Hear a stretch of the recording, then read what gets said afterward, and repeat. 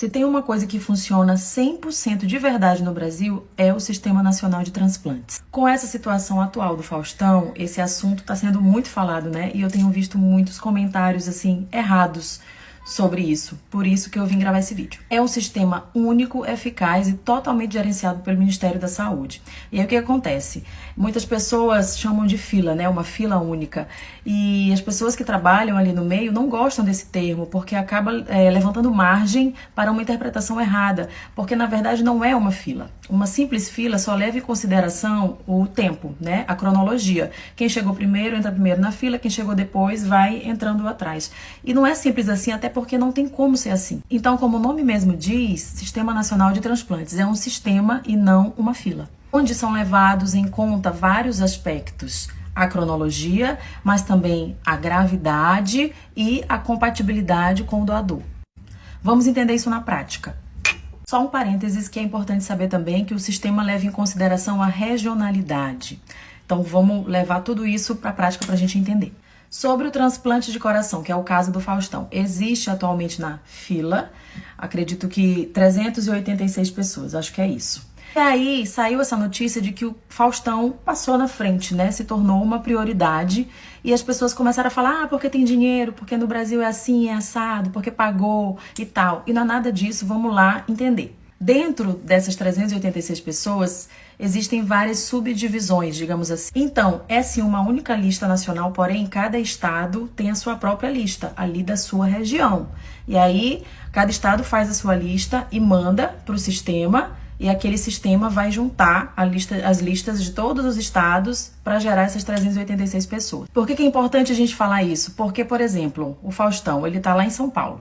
Ele está aqui na fila de prioridade. Surgiu um coração lá do norte do país. Não vai ser prioridade para ele, mesmo ele estando na frente de muitas pessoas por questão de prioridade. Porque o coração lá do norte não vai dar tempo de chegar. São poucas horas, né, para que ocorra o transplante. Tem que ser tudo muito rápido. Então, nesse caso, se surgir um coração lá no norte, ele vai dar prioridade para a sublista daquela região, norte, ou no máximo ali mais perto, nordeste, entendeu? Vai dar prioridade para algum paciente de lá, mesmo que esse paciente não esteja tão grave quanto o Faustão. Por quê? Porque não é viável esse órgão vir para São Paulo, certo? Primeiro ponto. Aí vamos para outro ponto. Surgiu um coração em São Paulo, então esse coração vai direto para o Faustão. Também não é assim que funciona. Esse coração ele tem que ter compatibilidade sanguínea com o Faustão e ele tem que ter uma compatibilidade do porte mesmo, de tamanho, né, peso e altura ali do doador com o receptor tem que ser equivalentes. Então, quando se diz que o Faustão está lá no topo da lista, ele não está no topo da lista dos 386. Ele está no topo da lista da subdivisão dele, das pessoas ali com o mesmo porte que ele, da mesma região que ele. Então, fazendo essa subdivisão, entre esses, provavelmente ele é o mais grave, porque ele está respondendo aos pré-requisitos dessa gravidade, que é estar internado e estar com medicação para bombear o coração.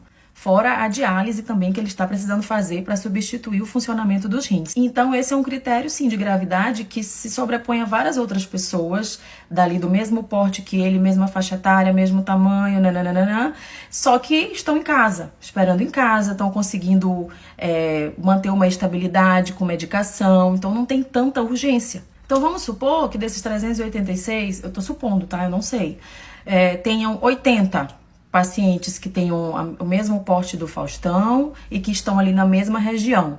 Desses 80, o Faustão tá lá em primeiro porque ele tá internado com droga para manutenção do coração dele há mais de 2 semanas. Vocês entendem? É um sistema sério, não tem nada a ver com dinheiro, independente se você vem pelo SUS ou se você vem por plano de saúde da área privada, para essa lista única, a lista é a mesma. O Brasil tem muita coisa errada, isso eu não preciso nem falar aqui pra vocês, né? O tanto de injustiça, jeitinho brasileiro, mas o que eu posso falar, inclusive sendo médica, é que tem uma coisa que realmente funciona, que é respeitada, que é rígida e seguida à risca, é essa lista, é esse Sistema Nacional de Transplante. Então, o que cabe a mim como cidadã é torcer para que o Faustão encontre esse doador a tempo, assim como todas as outras pessoas dessa lista, desse sistema. Eu sei que para muita gente não dá tempo, muita gente morre na fila. Toda vez que eu for falar fila, entre aspas, tá?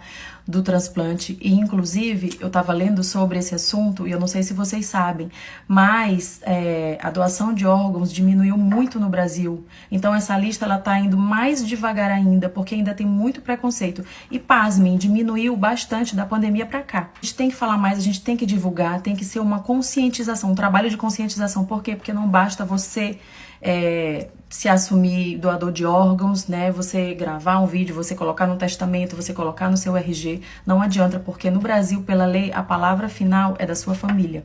Então, já que essa pauta está em alta, vamos sim falar mais sobre isso para ver se a gente aumenta essa conscientização e essa doação de órgãos no nosso país. Espero que eu tenha conseguido esclarecer algumas dúvidas. E tem a questão também da idade, que eu esqueci de falar.